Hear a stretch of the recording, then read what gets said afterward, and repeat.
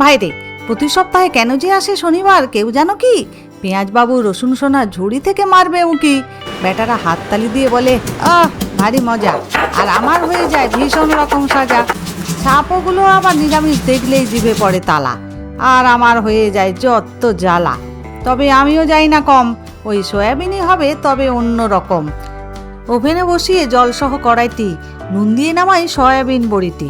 Soybean নরম হলে জলটি দাও ফেলে, এবারে নর্মাল বাতাস কিংবা কুলোর বাতাস খেয়ে অঙ্গনিক ভালোভাবে জড়িয়ে।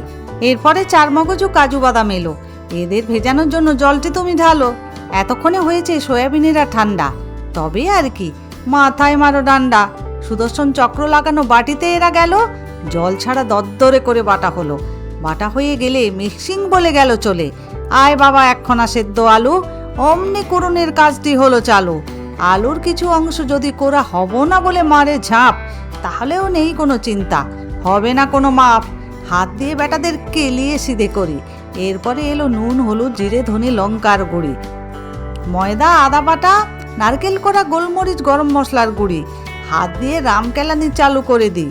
যখন রামকেলানির চোটে কে আলু কে সয়া আলাদা করা যাচ্ছে না কাউকেই, তখন ক্ষমা দিয়ে ছোট বল আকারে করি, মাঝখানে গর্ত করে কিশমিশ খানি ভরি। আবার শিল করে বানাই গোল, দেখতে যেন ছোট ছোট বল। কড়াইতে এবার করি তেলটি গরম, এক এক করে কোপ্তারা নাম। রেসিপিটি যদি ভালো লাগে একটি লাইক দিন অনুরাগে। নতুন নতুন রান্নার টানে সাবস্ক্রাইব করে থাকুন কিচেন ক্যানভাসের সনে। উল্টে পাল্টে সোনালি রঙে ভাজা হলে বস বাবারা প্লেটের কোলে। অতিরিক্ত তেল সরিয়ে নিয়ে তেজপাতা দিলাম কড়াইয়ে, দারুচিনি, এলাচ, লবঙ্গ হলো সাথী।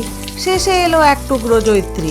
হাফ চামচ মৌরি দিয়ে কয়েক সেকেন্ড নাড়তে থাকি। ফোড়ন ভাজার সুবাস নাকে ধাক্কা দিচ্ছে নাকি? আদা কাঁচা লঙ্কা বাটার নামাও কড়াইতে। লাল লঙ্কা, কাশ্মীরি লঙ্কার গুঁড়ি এলো সাথে। জিরে, ধনে আর হলুদের গুঁড়ি এলো আসরে। নুন ও মশলা ধোয়া জল দিয়ে কষো ধীরে ধীরে। এরা লো ফ্লেমে কষা হতে থাক। এবারে ভেজানো কাজু চারমগজে দৃষ্টিপাত করা যাক।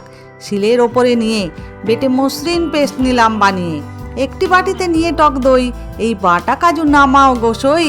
আধ চা চামচ ময়দা দিলাম সনে, দই যেন না কাটে রান্নার ক্ষণে। ভালো করে ফেটালাম মিশ্রণ, ক্রিমের মতো মসৃণ হলো এর গঠন। মশলা যখন তেল বার করে, কম আঁচে দই দিলাম মশলার ওপরে। দইয়ের বাটি ধোয়া জল দিয়ে খুন্তি দিয়ে বেশ করে নিলাম মিশিয়ে। আঁচ সিমে রেখে কষি ধীরে ধীরে, যতক্ষণ না তেল ভেসে ওঠে ওপরে। তলার দিকে না যেন ধরে যায়, মাঝে মাঝে তাই খুন্তি দিয়ে খুঁচে দিতে হয়। লো ফ্লেমে এরা কষা হতে থাক। এই বেলা কসুরি মেথি ড্রাই রোস্ট করে নেওয়া যাক। মশলা কষা হয়ে তেল উপরে এলে গরম জল দিচ্ছি ঢেলে।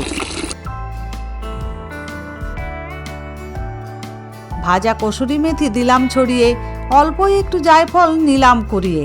গরম মশলার শেষ পরশ, সুগন্ধে ভরে উঠল পরিবেশ। নুন চিনি দেখে নিলাম আবার, ফুটে উঠুক ঝোল এবার। ঝোল ফুটে উঠলে স্টেজ প্রস্তুত হলো, অমনি হিরো আসরে নামলো। হিরো আবার খেয়ে সব ঝোল রেডি হয়ে আছে, আমার মাথায় ঢালবে বলে ঘোল। সেই বুঝে ঝোল রেখে আরও মিনিট 5 রান্নাটি করি, যাতে সব ফ্লেভার কোপ্তায় যায় ভরে। শেষে 1 চামচ ঘি দিলাম ভালোবেসে।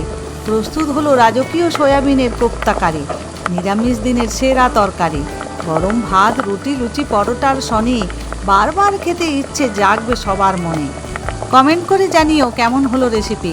তোমাদের ভালোবাসায় আমি হয়ে আছি হ্যাপি। আবার দেখা হবে নতুন কোনো রান্নায়। ততদিন থাকো ভালো, সবাই ভালোবাসায়।